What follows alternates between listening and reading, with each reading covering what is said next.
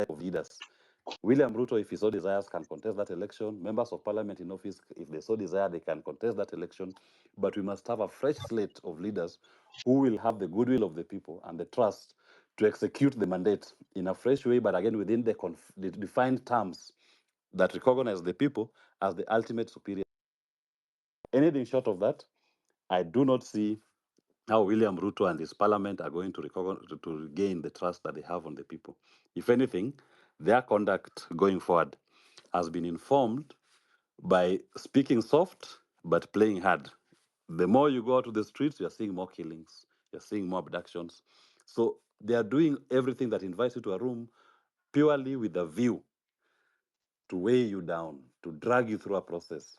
And a politician, whenever he tells you, come to a committee, come to a room, all he's thinking of is how to postpone the problem and to have another new day. Because to them, every day counts. Every day is in office, he's happy. He doesn't care whether you've addressed your issue or not.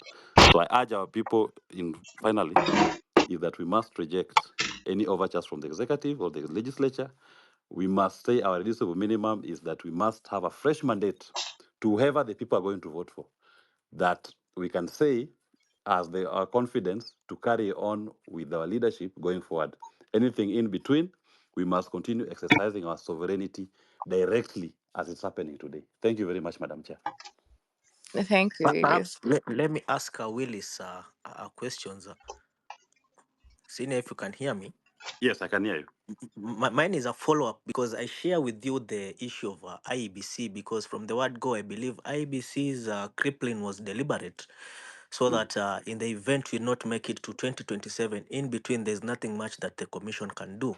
But my concern is you've raised very pertinent issues with regards to the issue of recalling and bringing these MPs to account. But what is the current position, or rather, what is the current route that we can take other than invoking Article 1 of the Constitution, whereby now the people have to take the mantle and invoke themselves, so to speak? What is the current route, constitutionally speaking? Is there a possibility of us compelling the forces that be to constitute the commission? And my concern is coming up from the point of through the courts. That is the issue. Perhaps you can shed light on, because there's also the other route of our courts. I cannot say they're clean, so to speak, because we saw the other day the ruling that came from the High Court in Milimani, where the judge tells us that the KDF is proper to proceed and go to the streets. Maybe you can shed more light on those two issues, because those are the IBC commission is actually the quagmire that unlocks the entire issue. Okay, let me say this. In my view, you know, it is the failures of the Constitution that has given us this moment. Those institutions that have been set up in the Constitution and the people are manning them. Now, anytime you think that you're going to make progress by going back to those same institutions, understand this. You are simply playing back into the hands of the people who caused the problem. And you've said it rightfully that even when the court recognized in the KDF ruling that the law was not followed, the court proceeds to say, okay, I'm giving you 2 days to follow the law, but your deployment was legal. I mean, the moment you found that the law was not followed, as a court, you limit it there. The Gazette notice is null and void. Terminate. If they want to start the process afresh, that is up to them. But you're seeing the courts actually going out consciously to assist the executive to achieve what they want. So also, my question, if you go to the court, you try to solve this problem using the courts. The courts are part of this system. The courts will also say, okay, the IBC cannot be, you cannot have any recall clause for an MP because the IBC is not fully constituted. Then now you start questioning your own legitimacy that have been told by the courts, I must wait for the IBC to be constituted. For IBC to be constituted, you have a selection committee, it must go through a parliamentary process. The same parliament that you want to recall, they will drag it.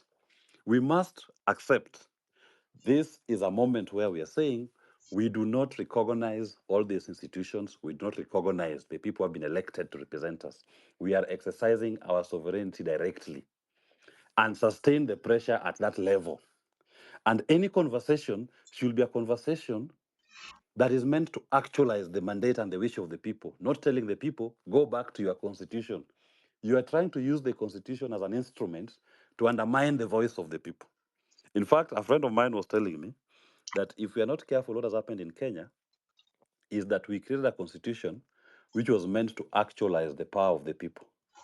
But the same system that has been in place in this country, that system has now turned and they have hijacked the constitution. And they're using the constitution to undermine you when you want to actualize your rights. So that even when you say I have a right to protest, you are being told that the police can, the state can deploy the army when you are exercising your right to protest. And the court has legitimized that kind of deployment. Now, if you're a slave to the constitution, you'll say, it's the constitution that is now enslaving me. No, you must say, my constitution has been captured. My constitution has been kidnapped. Now, I am no longer going to subject myself fully to that constitution. I am exercising my sovereignty directly. And any conversation should be, how do we actualize this going forward? Don't get caught up in any conversation where you're told whatever you're doing must be done within the constitution. We are not in normal times. This is a moment where the people are speaking beyond their parliament, for example. It means the Article 1, only the Article 1 of the Constitution is now in force here, which says sovereignty resides in the people of Kenya and they can exercise it directly. We are now doing direct exercise. And going forward, if you desire us to donate it, then we must have a national conversation where we are saying IBC as it is, for example, IBC proceed to conduct elections, force all these members of parliament to resign. If Kenya Kwanza is Kenya Kwanza, as they say, Kenya Kwanza means this in English, Kenya first. If William Ruto and his Kenya Kwanza truly believe in their party mantra of Kenya Kwanza, Kenya first, then they must put the country first. And all of them need to resign and say, you people of Kenya, have a fresh moment to elect your leaders. We will also offer ourselves to be considered. And the people will donate their sovereignty to that new group. When that is done, we'll be able to move forward. But the more they tell you, go back to the constitution, go back to these institutions, the people will not buy that. And they'll only be trying to do it with a view to undermine your continued quest to liberate yourselves. Look at even the church. I mean, the church played a key role in chaperoning what we are witnessing. They ended up assisting in eroding our political system. But they're the first group that William Ruto has met with to agree on a way forward. And they were even lambasting the young people who are going out on the streets. They have not even visited a single person who has been shot by police. They have not spoken against police brutality. Now, how do you now turn to those to be the midwives of a national conversation? We will not have a national conversation until it is a genuine conversation that has a target. The target should be, we'll have a fresh election, let everybody who desires contest and offer themselves, and the people can now surrender back part of their taken sovereign powers to this new group of leaders. And I want to remind you, just as I conclude, I want to remind you of a similar incident in 1997, 96, no, 98, 97, 98. PLO, I can